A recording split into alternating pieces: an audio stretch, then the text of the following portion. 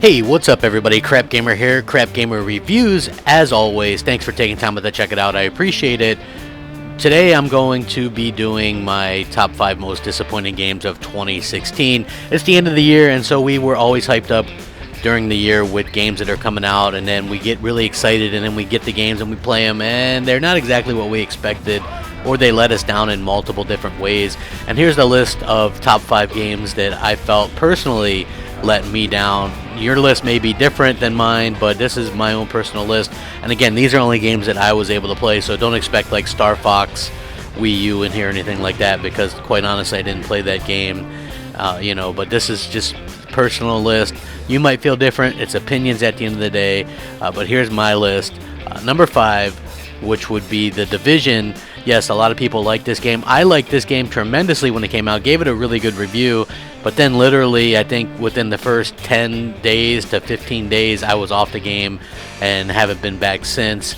Just once the story ran out for me, it was incredibly kind of boring and not a lot to do, and they kind of ruined the Dark Zone and things like that. There were people using exploits, and once people start using the exploits for gains, at that particular time, someone like myself who doesn't do that, that's time for me to get out of the game, because then at that point it's no longer fun. So obviously The Division, a pretty big letdown for me personally. Number 4 would be Street Fighter V. I absolutely grew up with the Street Fighter franchise, loved it on the Genesis and things like that. I hadn't really played much of it in the current generations, but I did get a chance to play the game. And while the game actually handles well and plays well, it just lacked so much content, and it lacked a lot of the things that make Street Fighter so much fun. And I think that says a lot about the situation. Capcom launched a game that wasn't complete, it wasn't ready, and they launched it at a full price of $60. Unlike say a Killer Instinct, which did it by season, but you were only paying $20 up front. So I think if Capcom had done it that route, they would have been much better off. But like no arcade mode and no like legit story mode at launch for a $60 game. Yeah, hugely disappointing for that franchise. Hopefully they can recover. The number 3 most disappointing game for me was Homefront The Revolution. Even though I kind of like this game, I just think that there was too many bugs, like the frame rate locks up and things like that. The game freezes up unbelievably a lot, pretty much every other second, and so it can get really bad. And so even though I really like the concept of this game, like the RPG first-person shooter hybrid, it made it almost impossible to play at times. And now there have been patches that kind of worked on it and fixed it up, but it's still not where it needs to be to make it an enjoyable experience.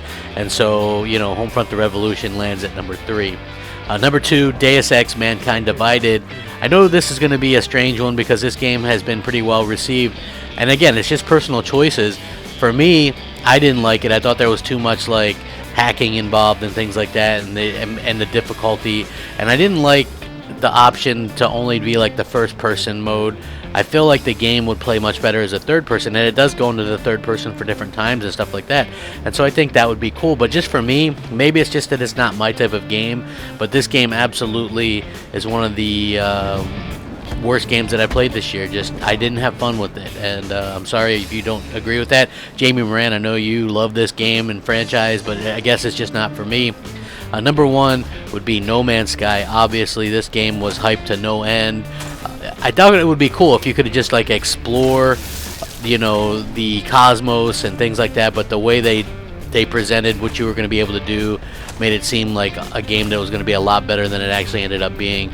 And so it's very disappointing that this game turned out the way it did, because I think that it really had a chance to be something special if they had done it like a game preview or at a lower price, or had even included any of the stuff that they promised, like the multiplayer, any of that kind of stuff. I think that it would have been a cool game.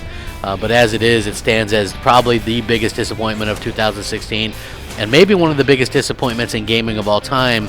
And we learned our lessons as gamers, I think, that not to buy into the media hype and not to buy into like the hype from these companies, because Sony hyped this game to no end, the media hyped this game to no end, and at the end of the day, gamers hyped this game to no end, and it ended up letting us down on all fronts. And so keep expectations in check. That'd be my piece of opinion for everybody. So let me know what you guys think. What do you think of my list? Sound off in the comment section. Rate, comment, subscribe. Hit me up on Twitter. Let me know which games were disappointing to you at @the_Crapgamer, or hit me up on Xbox Live, MOH Crapgamer. And as always, have a great holiday. Rack 'em up. Crapgamer out.